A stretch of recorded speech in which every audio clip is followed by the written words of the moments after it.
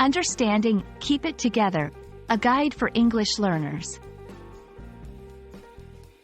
Hello everyone, welcome to our English language learning series. Today, we're going to dive into a common English phrase, keep it together. This phrase is used in various contexts, and understanding its nuances can really help you in both speaking and understanding English more naturally. Let's explore what it means and how to use it effectively. The phrase, keep it together, generally means to remain calm and composed, especially in challenging or stressful situations. It's often used as advice or a request. For example, if someone is getting visibly upset or anxious, a friend might say, "Try to keep it together." Here, it means to maintain control over your emotions or reactions. Let's look at some scenarios where this phrase might be used. 1. In a professional setting, imagine you're in a meeting that's not going as planned.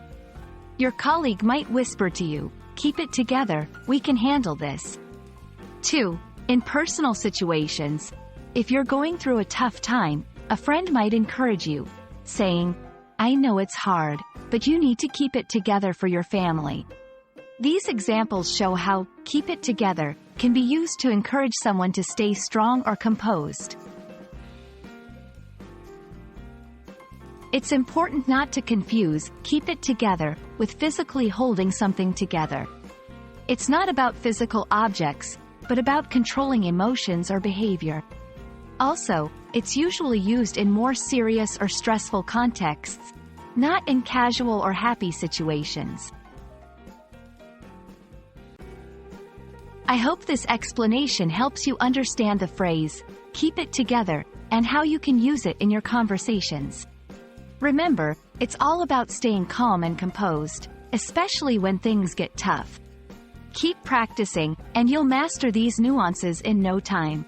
Thanks for watching, and see you in our next lesson.